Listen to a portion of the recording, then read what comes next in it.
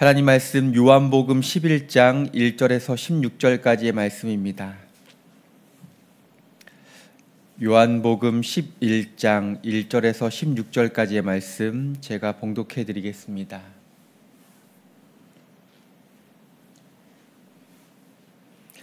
어떤 병자가 있으니 이는 마리아와 그 자매 마르다의 마을 베다니에 사는 나사로라.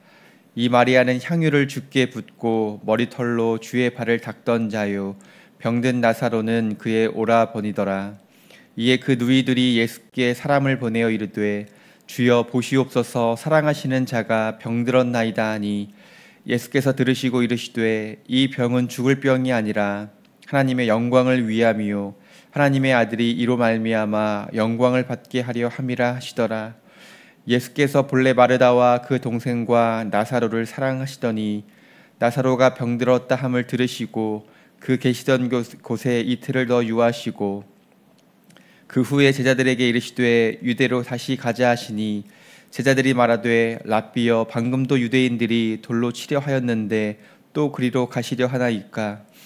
예수께서 대답하시되 낮이 12시간이 아니냐? 사람이 낮에 다니면 이 세상의 빛을 보므로 실족하지 아니하고 밤에 다니면 빛이 그 사람 안에 없는 고로 실족하느니라.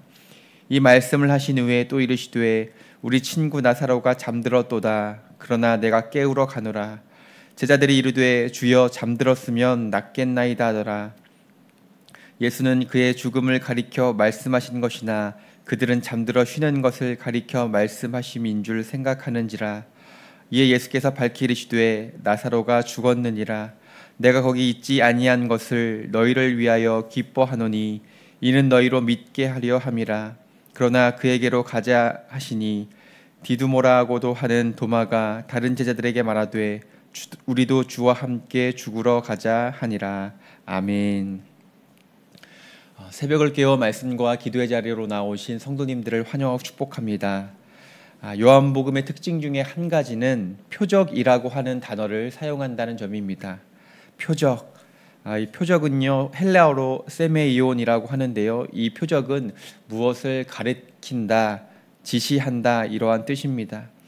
우리가 서류를 작성할 때도 사인을 하지요. 그러면 그 사인은 내 존재를 가리키는 것입니다. 그 작은 글자 몇 개가 그 사람의 존재를 가리키게 됩니다. 그래서 표적, 사인이라고 하는 것은 실체가 있다는 것을 의미합니다. 그래서 이 표적이라고 하는 것은 그 기적, 이적 자체가 목적이 아닙니다. 그 기적 너머에 반드시 가리키는 바가 있다는 것이죠. 바로 이 기적 너머에 있는 기적을 일으키는 하나님을 주목해야 합니다. 그래서 예수님께서 표적을 보여주신 후에 꼭 이렇게 물어보십니다. 이것을 내가 믿느냐? 표적을 일으키신 이후에 반드시 제자들에게 이 질문을 하신다는 것이죠. 그러니까 예수님께서 표적을 통해서 말씀하시고자 하는 것은 내가 하나님의 아들 그리스도이다. 너희가 그렇게 기다리고 있는 메시아이다. 이 표적을 통하여 예수님께서 이 사실을 말씀하시는 것입니다. 그러나 사람들은요, 배부르는 것을 좋아했습니다. 병나는 것을 좋아했고요, 예수님을 정치적인 왕으로 세우려 합니다. 저분이라면 내 필요와 만족을 채워주실 수 있겠구나, 이렇게 생각하면서 예수님의 마음과 예수님의 의도, 예수님의 계획에 대해서는 별 관심이 없었습니다. 오늘 본문은 죽은 나사로를 살리시는 그러한 표적을 통해서 또다시 예수님 자신이 누구인가를 보여주기 원하셨습니다. 하나님의 아들 메시아 그리스도라는 것을 표적을 통하여 보여주고 계십니다. 눈먼 자를 치료하시면서 세상의 빛으로 오신 예수님을 말씀하시는 것이고, 또한 죽은 나사로를 살리시면서 생명과 부활로 이 땅 가운데 오신 예수 그리스도를 보여주고 계십니다. 예수님은 마리아와 마르다의 급한 요청을 받게 됩니다. 나사로가 거의 죽을 병이 걸렸으니 빨리 와달라고 하는 그러한 요청이었습니다. 4절 말씀을 제가 다시 한번 읽어드리겠습니다. 4절입니다.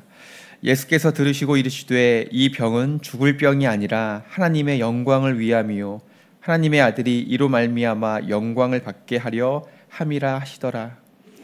여러분, 병에도요 경중이 있습니다. 죽을 병이 있고요, 죽지 않을 병이 있죠. 또한 급하게 손을 써야 하는 그러한 병도 있습니다.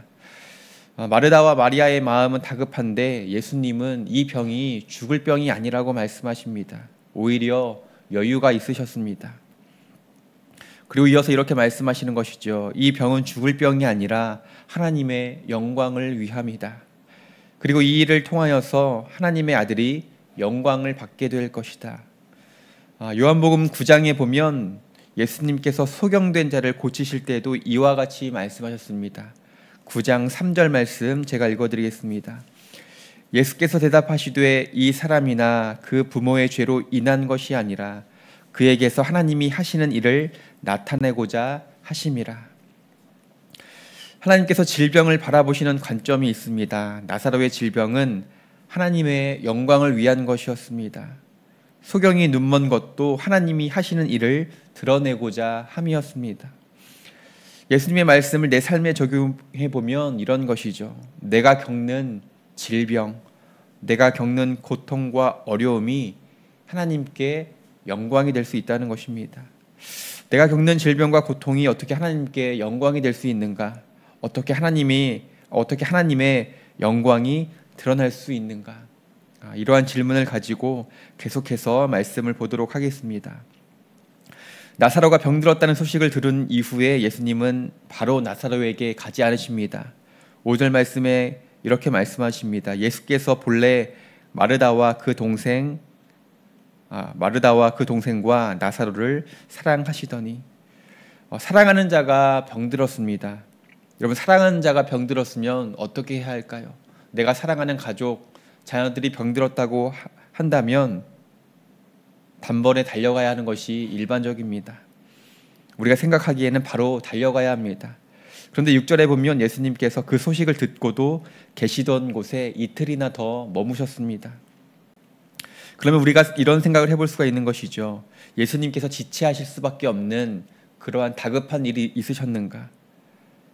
그런데 이틀 동안 무엇을 하셨는지 성경에 기록되어 있지 않습니다. 만약에 중요하고 다급한 일이라면 분명히 성경에 그러한 이유가 기록되어 있을 법한데 성경에 보면요, 어떠한 이유라고 분명하게 기록되어 있지 않다는 것이죠. 그러니 마르다와 마리아의 입장에서 보면 예수님의 행동이 잘 이해가 되지 않는 겁니다. 곁에 있는 제자들도 예수님의 행동이 이해되지 않고요. 이 성경을 읽고 있는 독자인 우리도 이해가 되지 않습니다. 사랑한다면 빨리 달려가서 나사로를 위해서 기도하시고 치유 이적으로 나사로를 살려야 하시는데 이틀이나 더 머물렀다고 사도 요한은 강조하고 있습니다. 예수님께서 왜 그러셨을까요? 한 가지 생각해 볼 것은 하나님의 시간과 인간의 시간이 다르다고 하는 것입니다. 우리가 생각하는 시간과 하나님이 일하는 시간은 다릅니다. 시간도 다르고 방법도 다릅니다. 우리가 생각할 때에는 지금 당장 이 방법으로 일하시고 역사하셔야 할 것 같은데 그렇게 일하지 않으신다는 것이죠. 나의 편에 하나님을 끌어와서 맞추려고 합니다. 그러나 여러분, 반대가 되어야죠. 하나님의 시간과 방법에 우리가 맞추어야 합니다. 그런데 우리가 하는 대부분의 기도는 그렇지 못합니다. 베드로후서 3장 9절에 이렇게 말씀합니다. 주의 약속은 어떤 이들이 더디다고 생각하는 것 같이 더딘 것이 아니라 오직 주께서는 너희를 대하여 오래 참으사 아무도 멸망하지 아니하고 다 회개하기에 이르기를 원하시느니라. 우리가 기다리는 시간은요, 더디고 답답합니다. 예수님이 빨리 오셔서 나사로를 살리기를 원합니다. 내 인생에 마주하는 질병과 고통, 어려움, 이런 것들이 나의 인생 가운데 찾아오기를 원치 않죠. 찾아온다 할지라도 빨리 지나가기를 원합니다. 그러나 하나님이 일하시는 시간이 있습니다. 하나님의 시간은 늦지도 않고 빠르지도 않습니다. 하나님이 일하시는 시간은 정확합니다.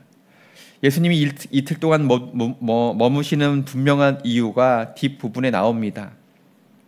이 시간이 왜 나에게 주어졌는지 기도해야 하고 또 그 시간을 통하여 하나님의 일이 무엇인지 우리는 반드시 깨달아야 합니다. 이제 예수님께서 움직이십니다. 예수님께서 제자들에게 유대 지방으로 돌아가자 이렇게 말씀하십니다. 그때 제자들이 예수님께 이렇게 이야기하죠. 유대 지역은 예수님을 돌로 치려고 하는 사람들로 가득한데 왜 그곳으로 가려고 하십니까? 그런데 예수님께서 제자들이 알 듯 모를 듯한 그러한 말씀을 하십니다. 9절과 10절 말씀을 제가 다시 읽어드리겠습니다. 예수께서 대답하시되 낮이 12시간이 아니냐. 사람이 낮에 다니면 이 세상이 빛을 보므로 실족하지 아니하고 밤에 다니면 빛이 그 사람 안에 없는 거로 실족하느니라. 세상의 빛은 바로 예수님 자신을 말씀하시는 것이고요. 빛이 없는 밤은 예수님이 계시지 않는 시간을 말합니다. 예수님이 계시지 않는 시간은 어둠이고 절망입니다. 그러나 예수님이 함께 하시는 시간은 빛의 시간이고 두려움과 절망을 이겨낼 수 있는 시간입니다. 어떠한 도전과 핍박과 시련이 다가온다 할지라도 예수님과 함께하는 빛의 시간은 소망이요, 부활이요, 또한 생명의 시간이 되는 줄로 믿습니다. 이어서 왜 이틀 동안 예수님께서 머무셨는지에 대해서 이유를 말씀하시죠. 15절 말씀에 내가 거기 있지 아니한 것을 너희를 위하여 기뻐하노니 이는 너희로 믿게 하려 함이라. 너희로 믿게 하려 함이다. 예수께서 이틀 동안 지체하신 이유가 있었습니다. 바로 제자들을 위해서였습니다. 너희로 믿게 하려 함이다. 예수님께서 이틀 동안 지체하심으로 나사로가 완전 죽게 되었습니다. 그리고 예수님은 죽은 나사로를 다시 살리심으로 예수님 자신이 하나님의 아들이라는 신적 권위를 보여주셨습니다. 죽은 사람도 살리시는 이 표적을 통하여서 예수님 자신이 부활이요 생명임을 나타내 보이셨습니다. 요한복음 20장 31절 말씀을 제가 읽어드리겠습니다. 요한복음 20장 31절입니다. 오직 이것을 기록함은 너희로 예수께서 하나님의 아들 그리스도이심을 믿게 하려 함이요 또 너희로 믿고 그 이름을 힘입어 생명을 얻게 하려 함이라. 성경을 기록한 목적이 있다는 것이죠. 너희로 예수께서 하나님의 아들 그리스도이심을 믿게 하려 함이라. 그리고 그 사실을 통하여서 그 믿음을 통하여서 생명을 얻게 하려 합니다. 이적을 베푸시는 목적도 마찬가지입니다. 제자들에게 마리아와 마르다에게 또한 이 성경을 읽고 있는 독자인 우리가 예수 그리스도를 믿고 생명을 얻게 하려 함입니다. 주님을 향한 믿음이 더욱더 굳건해지기를 원하시기 때문입니다. 요한복음에 예수님께서 7가지의 표적을 기록하고 있습니다. 가나 혼인잔치에서 물을 포도주로 바꾸시죠. 또한 신하의 아들 병을 고쳐주시고요. 38년 된 병자를 고치시고 네 번째로 오병이어의 기적을 베푸시고 다섯 번째로 물 위로 걸으시는 이적을 보여주시고 여섯 번째로 소경의 눈을 고치십니다. 그리고 마지막 7번째 이적이 죽은 나사로를 살리는 이적입니다. 이 이적이 마지막으로 베푸시는 이적입니다. 이후에 예수님께서 제자들의 발을 씻기시고 최후의 만찬을 하시고 십자가에 달리십니다. 그러니까 더 이상의 이적은 없고 이 표적이 나사로를 살리는 기적이 마지막 기적입니다. 말씀 시작하면서 여러분들에게 이러한 질문을 드렸습니다. 내가 겪고 있는 질병과 고통과 어려움이 어떻게 하나님께 영광이 될 수 있는가? 어떻게 하나님의 영광이 드러날 수 있는가? 여러분, 내가 겪는 고통과 고난이 단순히 고난으로 그치지 않고 그 시간을 통하여서 하나님을 향한 믿음이 더욱더 깊어진다면 그 믿음이야말로 바로 하나님께 영광이 되는 줄로 믿습니다.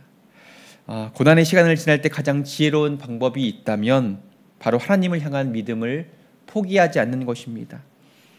여러분, 사람이 고난을 당하면 믿음을 내려놓게 됩니다. 내가 기도한다고 해서, 찬양한다고 해서, 예배드린다고 해서, 하나님께 엎드린다고 해서 무엇이 변하겠는가? 이렇게 낙심하며 하나님과 멀어지고 기도하는 것도 내려놓고 예배의 자리를 떠나가게 됩니다.